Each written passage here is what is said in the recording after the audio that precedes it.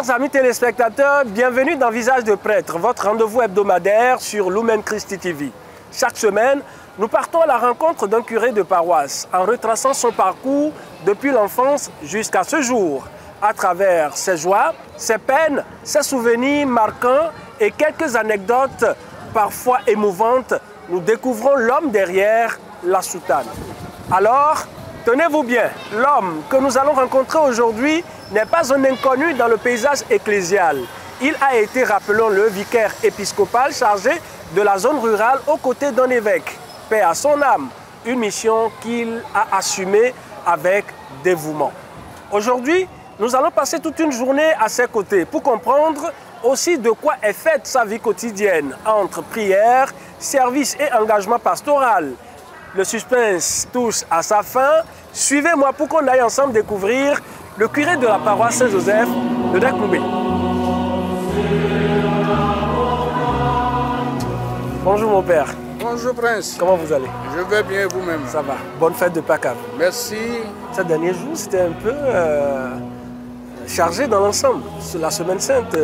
On ne peut que se féliciter. Une journée entière à passer avec vous. Eh bien, formidable. Le pouvoir m'a été donné au ciel et sur la terre.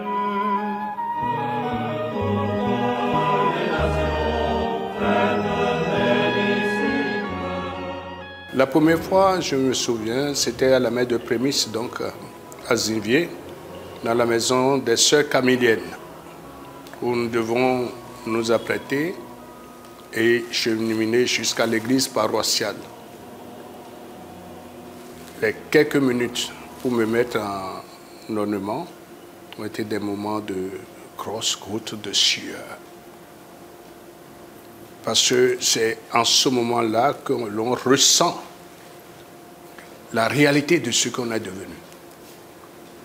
Et j'avais là tous ceux qui étaient entrés dans mon passé, ceux qui m'ont guidé, ceux qui m'ont accompagné sur ce chemin jusqu'au sacerdoce. Ils étaient là.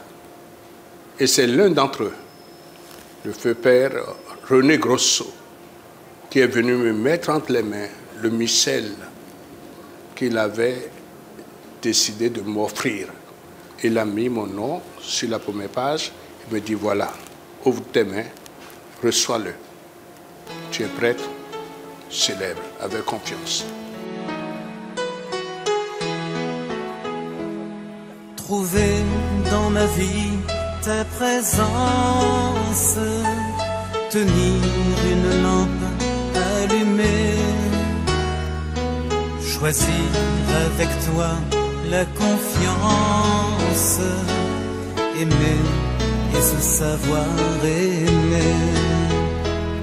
Croiser ton regard dans le doute, brûler à l'écho de ta voix, rester pour le pain de la route, savoir reconnaître ton pas, trouver dans ma vie ta présence, tenir une lampe.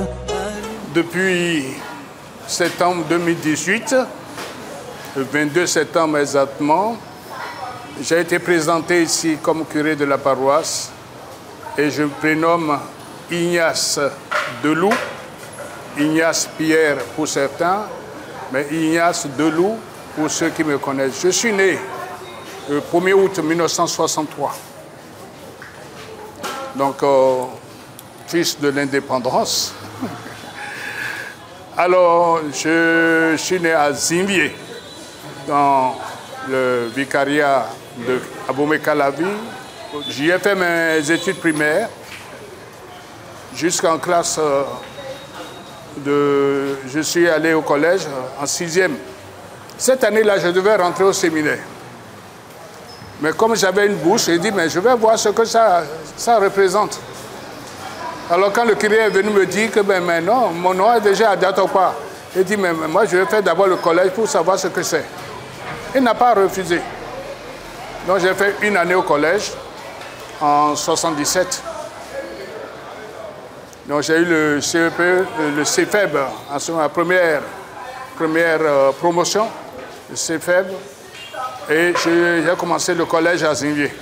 J'ai fait juste la classe de 6e. Et l'année qui a suivi, je suis rentré au séminaire de Djibin pour le parcours qui m'a conduit jusqu'au sacerdoce.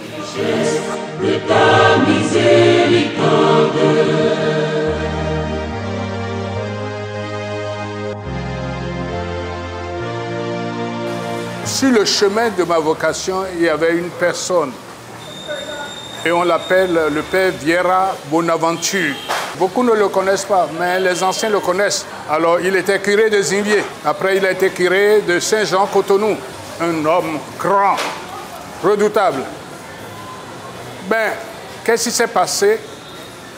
Avant cet âge-là, je ne sais pas trop, mais on me raconte beaucoup de choses sur moi-même. On m'a raconté que je voulais tout ce qui est mystérieux. Je voulais être prêtre, je voulais être Zambouitor, je voulais être Couvitor, je voulais être Aboposi, tout ce qui est mystérieux, c'est ça que je voulais être.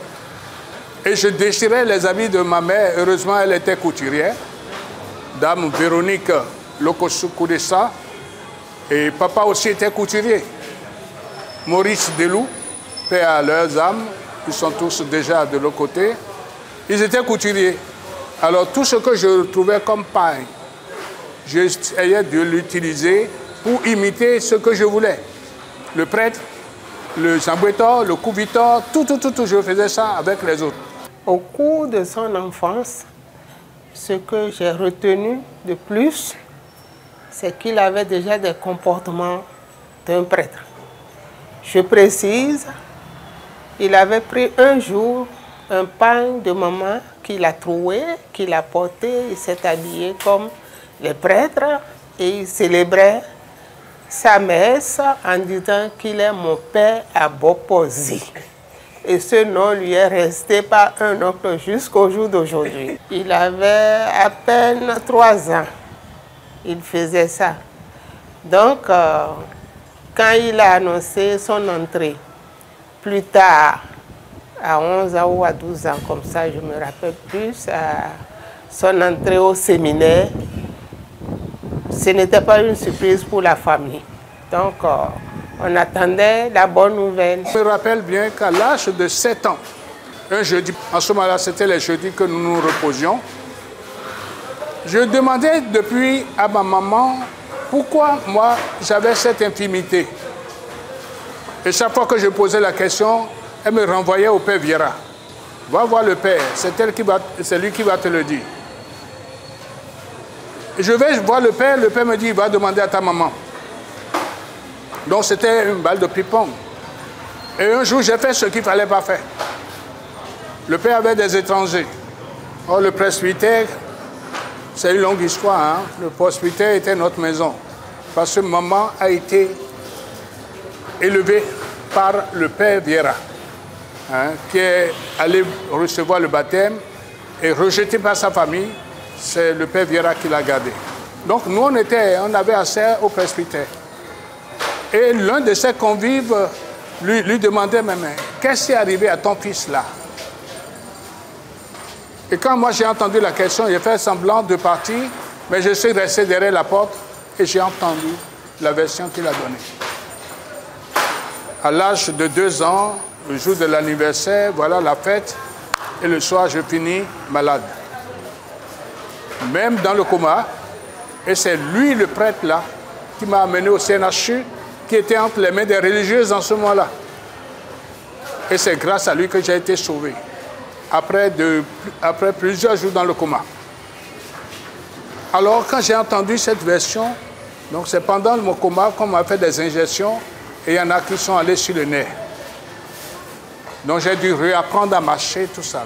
Alors je me suis dit, mais lui, il n'a pas de femme, il n'a pas d'enfant, mais il s'occupe des enfants d'autrui. Il s'occupe au point où il m'a sauvé la vie. Ah, je vais faire comme lui.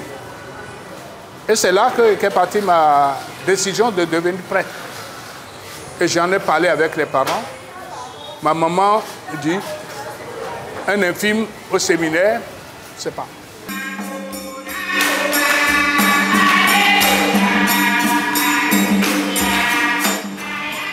Maman simplement a baissé la tête. Pourquoi? Je n'ai pas compris tout de suite. Je comprendrai des années plus tard. Mais papa n'étant pas là, quand je l'ai vu, après je lui en ai parlé, il dit, c'est ce qui te plaît? D'accord.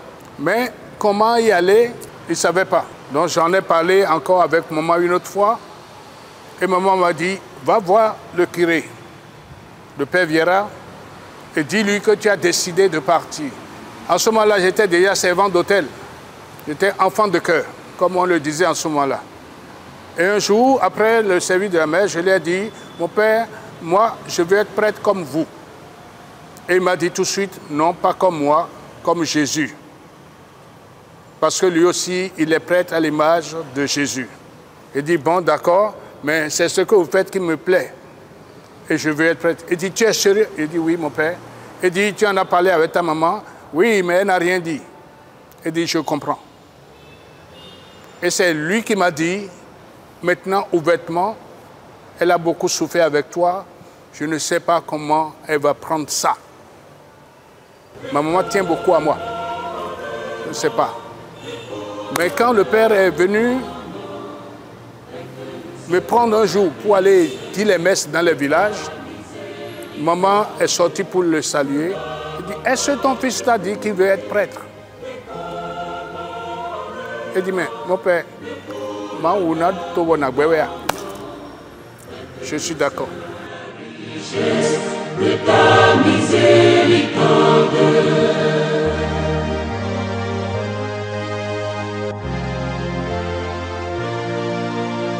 Maintenant, le père Vieira ne voulait pas envoyer mon dossier. Jusqu'au moment où, en 1974, il devait quitter Zimbié. Il a préparé tout le dossier. Et quand le père Grosso, René, est venu le remplacer le jour de passation, il dit, il y a ce dossier-là que je te demande d'envoyer au séminaire. Moi, je n'ai pas eu le courage de l'envoyer parce que je connais le garçon, je connais son histoire, je connais sa maman. Mais toi, étant hors de tout cela, tu peux l'envoyer. Il a envoyé le dossier et j'ai été accepté et je suis rentré après au séminaire. Donc, pas à Diatopa. Au moment où on m'a appelé, j'ai dit non, je veux faire l'expérience du collège. Et l'année qui a suivi, je suis rentré à Dimain en 1978.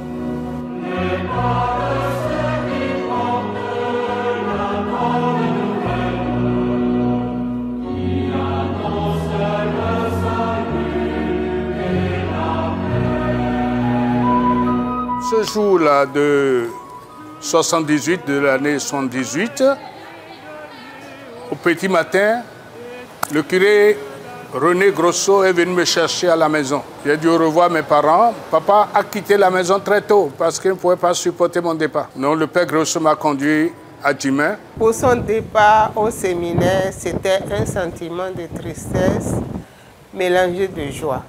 De tristesse parce qu'on n'aura plus à la maison, se parler, tout ça là, il sera désormais loin de nous.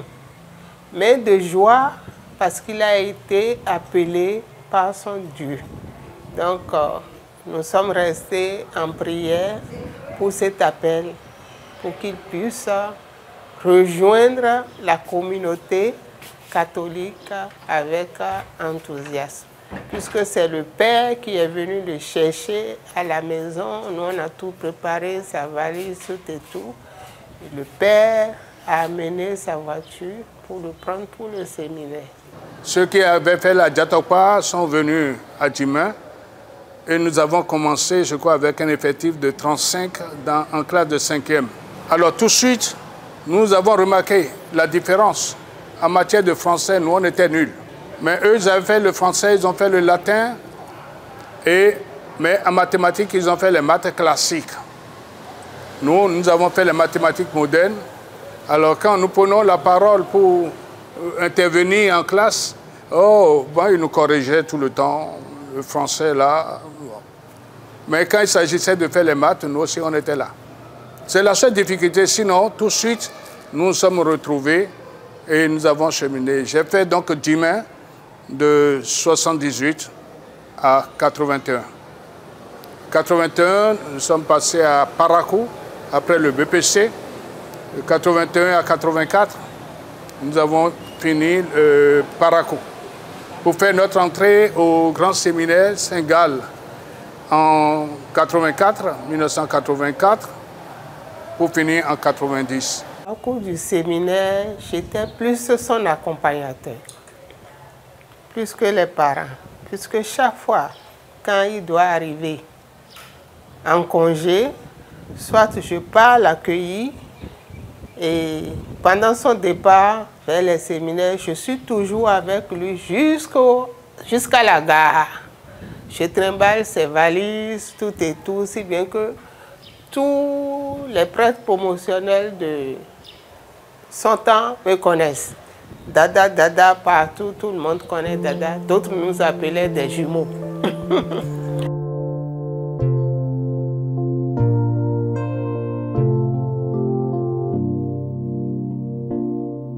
Marie, tendresse dans nos vies. Marie, chemin qui mène à lui.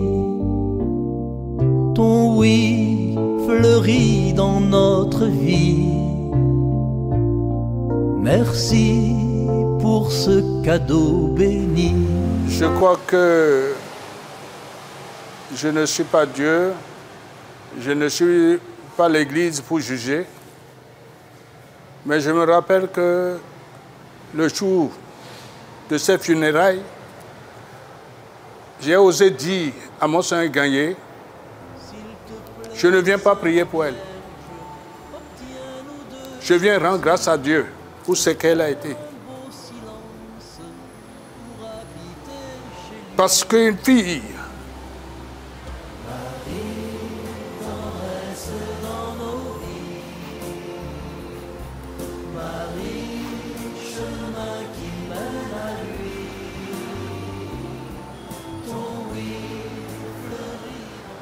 disons simplement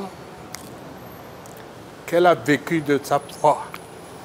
Elle a renoncé à sa famille pour recevoir le Christ, pour recevoir le baptême. Et la famille l'a éjectée. C'est les sœurs qui l'ont accueillie, justement avec le père Vira. Parce qu'après son baptême, elle ne pouvait plus rentrer chez elle. Et ceci pendant des années. C'est après notre naissance que la famille lui a ouvert les portes. Et elle a fait un travail admirable avec la famille. Tous ses frères ont été baptisés. Jusqu'à sa maman qui était fétichiste et qu'elle devait aller remplacer au couvent. Donc tout le temps, elle nous disait, comme le petit jour, le petit matin où je devais rentrer au séminaire, si ton départ là-bas sera la honte pour ta famille, n'y va pas. Parce qu'on ne s'engage pas derrière Dieu pour lui tourner dos après. Et c'est ce qu'elle a vécu pendant toute son existence. Engagée dans tous les mouvements. Sur sa paroisse, elle était pionnière. Elle a fait des formations des jeunes filles gratuitement. Elle était là pour témoigner de ce qu'elle croyait. Donc, une femme de foi. Et ce qu'elle a vécu, beaucoup de choses qu'elle a vécues, je ne sais pas si j'ai le droit de le dire. Elle nous en parlait, mais nous, ce n'est pas à nous de le dire. C'est pour ça que je dis, je ne suis pas l'Église, je ne suis pas habilité à le dire. Elle aurait reçu la visite de la Vierge de plusieurs manières. Et quand vous passez dans toutes ces maisons, il y a toujours une grotte où elle dit son chapelet tous les jours avec tous ses enfants. Elle aura été ma confidente pendant toute sa vie. Je ne pouvais rien lui cacher. Et elle me guidait. Elle était une mère. Papa n'était pas toujours présent. Mais lui aussi était un homme de foi. Mais à sa manière. Le père Ignace Dello, c'est un grand frère, un père pour moi. C'est un grand frère parce que aujourd'hui l'aîné de la famille. Et ceux qui le dépassent en tant qu'homme au niveau de la famille sont déjà décédés. Donc c'est lui le grand homme de la famille aujourd'hui. Il est mon papa parce que Durant mon parcours de vie, à ce jour, il a été beaucoup de choses. Il a fait beaucoup de choses dans ma vie. Si je suis là aujourd'hui, c'est grâce à lui. En matière de qualité, c'est un homme très humble. Il est humble, mais il a des principes. Et quand tu connais ces principes, tu seras avec lui, matin jusqu'au soir, dans la joie. La confiance, aimer et se savoir aimer.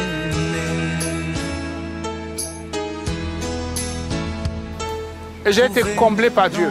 Et je dis désormais, je ne crois pas en Dieu. J'ai expérimenté mon Dieu. Il est vivant et il est fidèle. Alors je me laisse conduire. Comment voulez-vous que Dieu change?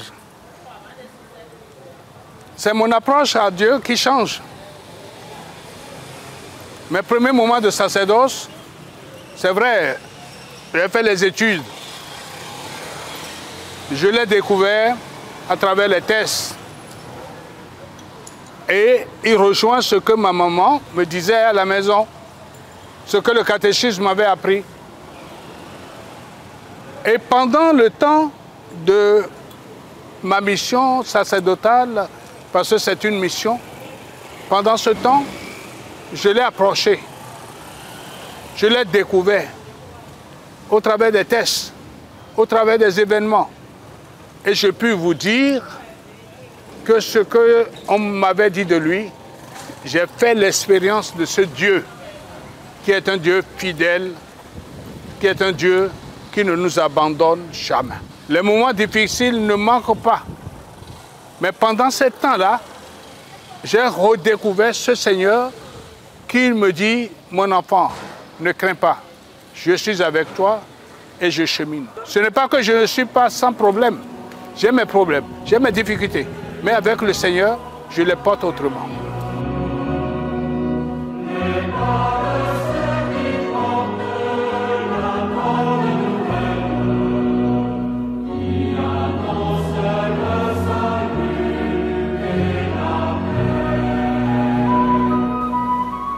La prière.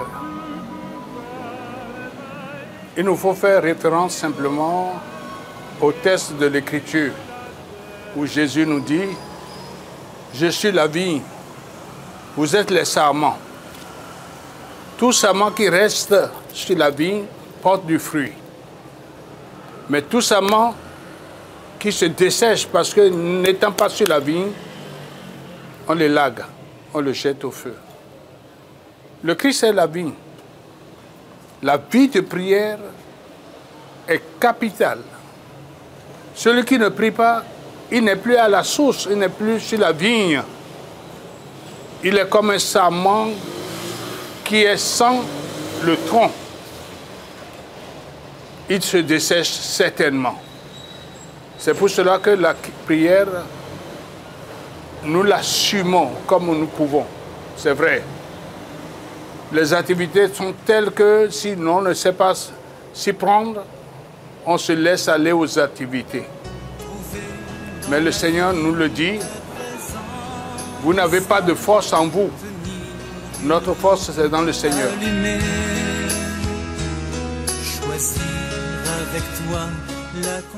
Le prêtre dont je rêve, c'est selon le cœur de Jésus. Et là, je crois que je suis encore loin de l'être. Mais je prie chaque jour pour que le Seigneur me donne ce désir, que ce désir ne s'éteigne jamais en moi. Le reste, c'est une affaire de fidélité de chaque jour. Mais Dieu est fidèle déjà. Et en le regardant, j'essaie de l'imiter chaque jour pour parvenir à cette image qu'il donne de lui-même pour le sacerdoce. L'être humain que nous sommes, il arrive des moments où nous nous mettons à faire des considérations. Et c'est là que nous perdons pied. Mais si nous pouvons dire comme Saint Paul, le regard fixé sur Jésus, je cours pour parvenir au but et avoir la couronne de gloire, ce sera le bon choix, le meilleur choix pour nous. Un témoignage que j'ai toujours gardé. Il était encore au séminaire, au grand séminaire, je pense. Et il est arrivé pendant les congés. Et un dimanche, on devait aller à l'église. En son temps, au village, on allait dans les brousses pour faire nos besoins. J'étais allée en brousse, ce n'était pas la saison des fruits. Mais j'étais allée en brousse, un goyavier m'avait attiré. J'ai regardé sur le goyavier, il y avait un goyave bien mûr, gros comme une orange. Je l'ai cueilli. Je suis arrivée à la maison avec, je l'ai déposé sur le moustiquaire de maman. Parce que ça m'a semblé bizarre et je ne voulais pas le manger sans la permission de maman. On était tous allés à l'église. On est revenu à la maison, pressés. J'allais prendre mon goyave pour le présenter à maman. Je ne l'ai plus trouvé. J'ai commencé par demander, mais qui a pris le fruit que j'ai déposé ici? Et c'est là, il s'est pointé, il m'a dit, c'est moi. J'ai dit, où est le fruit? Il a dit, je l'ai mangé. Hein? J'ai dit, tu as mangé quoi? Le goyave que j'ai déposé ici. Maman n'est pas encore au courant. Quel courage tu as eu pour manger ce fruit? Pour moi, c'était comme un mystère.